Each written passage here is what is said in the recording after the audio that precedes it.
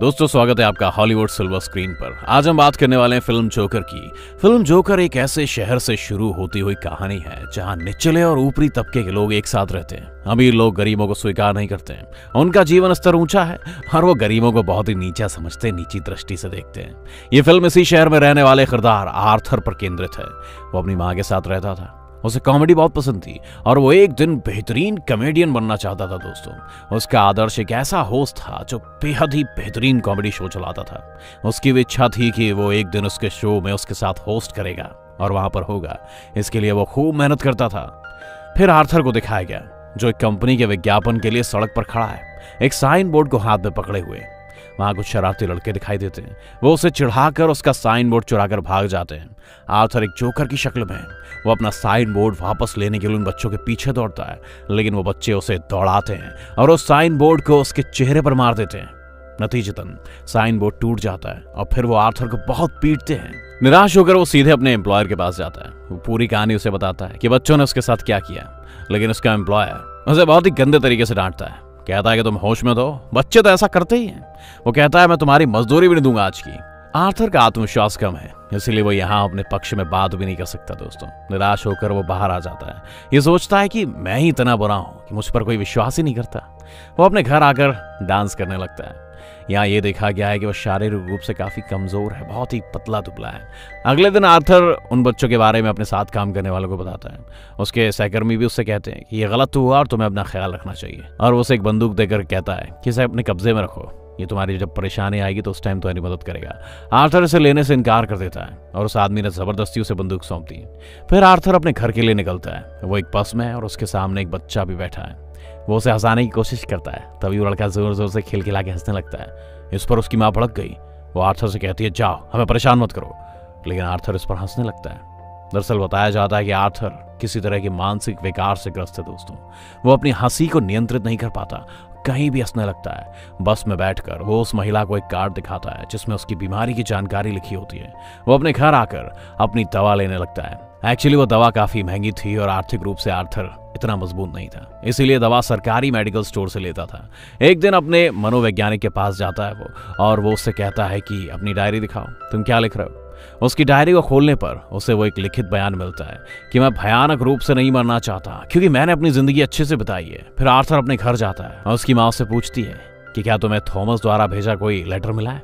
Arthur जवाब देता है नहीं, आज भी नहीं।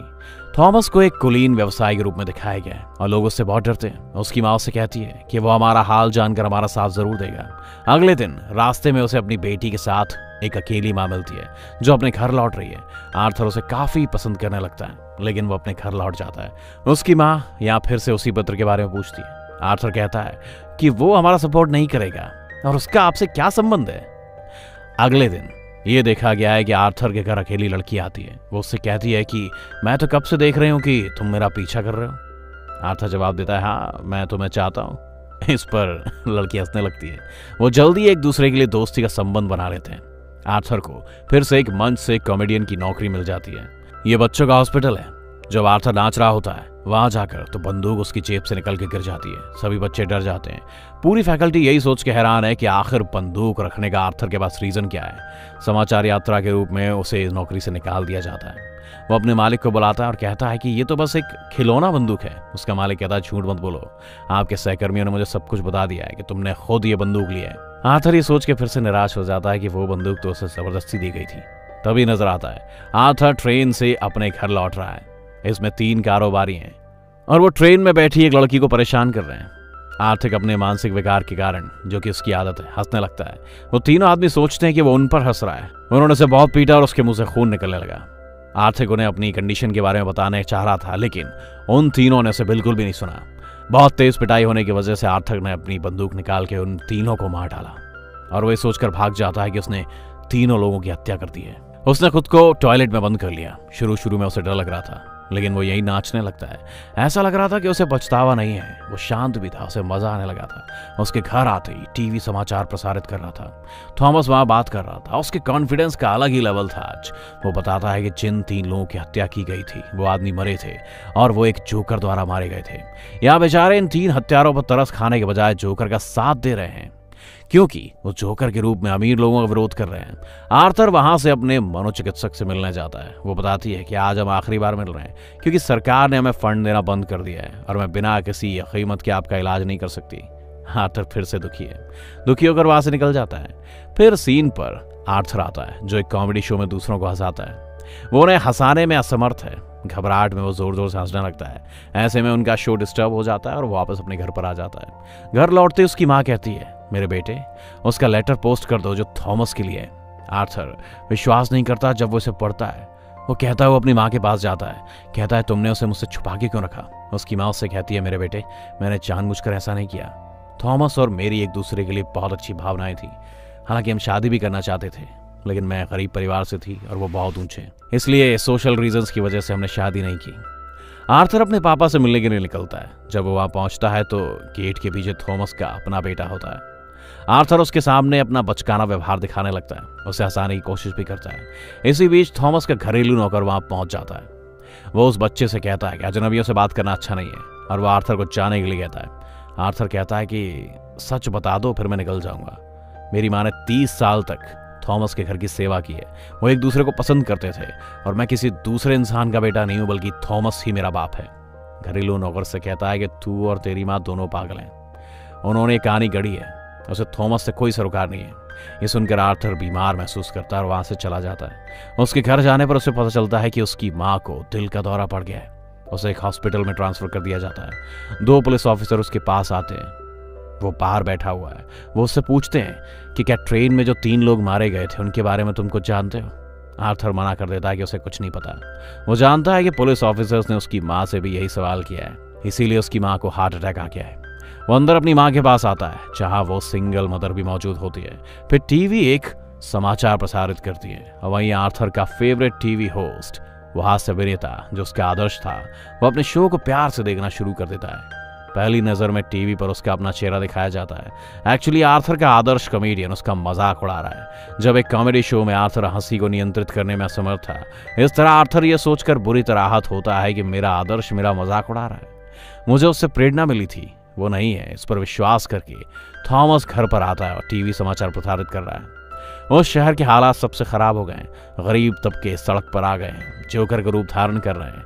वो अमीर लोगों के खिलाफ विरोध कर रहे हैं। आपस में बहुत दुश्मनी बढ़ गई है।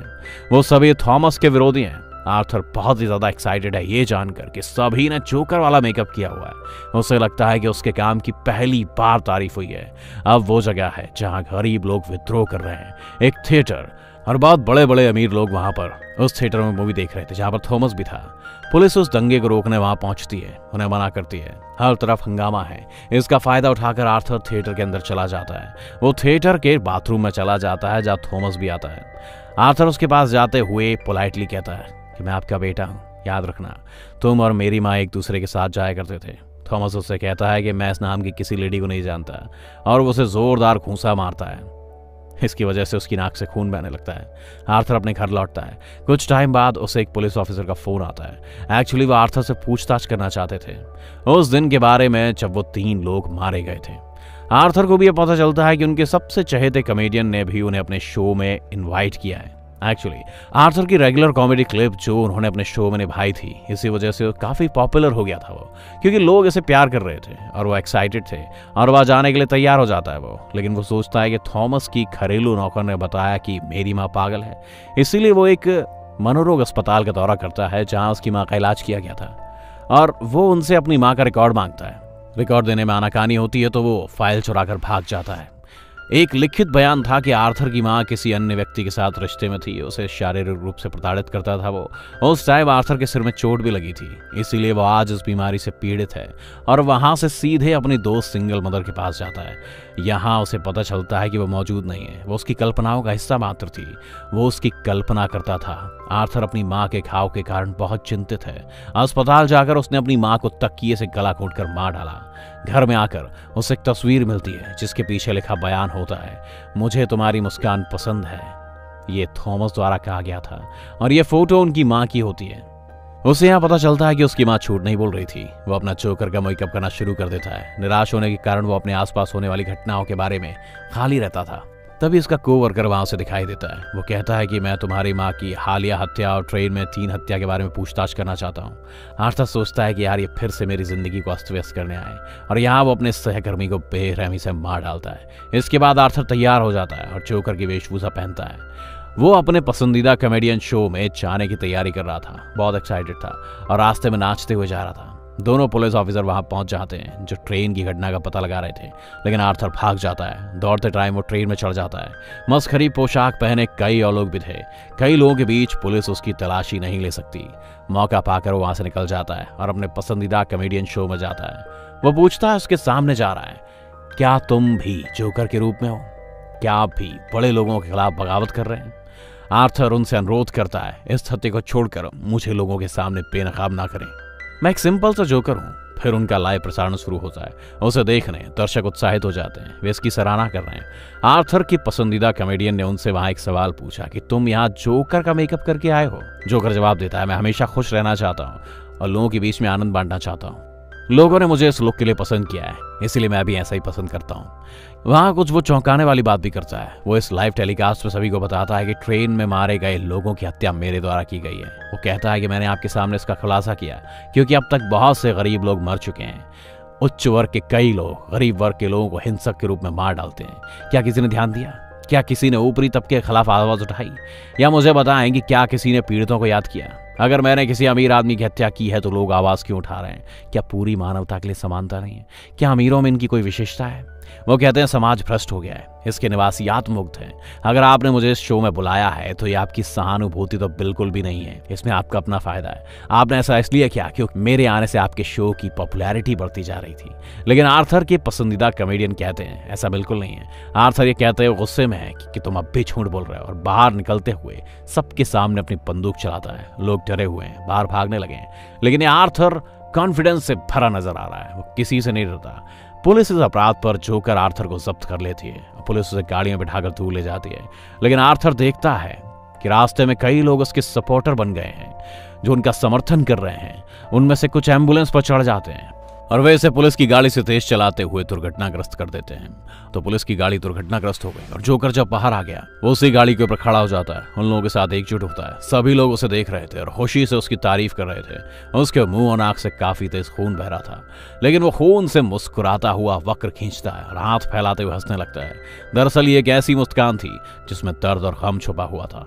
वो अब सबका आदर्श बन चुका था। वो उससे सेटिस्फाई था। आखिर में लोग उसकी तारीफ कर रहे थे।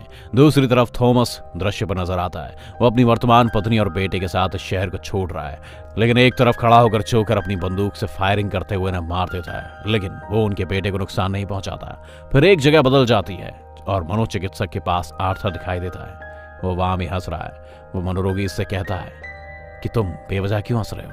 आर्थर उससे कहता है तुम इस फीलिंग को कभी समझ नहीं पाओगे। इतना कहकर वो बाहर आ जाता है। उसके जूते का सोल खून से भर गया है। इससे पता चलता है कि कैसे एक धर्मनिष्ठ व्यक्ति कातिल बन गया। कहानी का प्राप्त नैतिक दोस्तों ये है कि अगर कोई निर्दोष इंसान के साथ बुरा व्यवहार किया जाता है तो वो शिकारी बन जाता है। वो बहुत तड़प रहा था और उसे इतना दर्द हुआ कि वो उदासीन हो गया, लेकिन अब वो अपनी जिंदगी से पूरी तरह सेटिस्फाई था और फिल्म का यही एंड सीन होता है।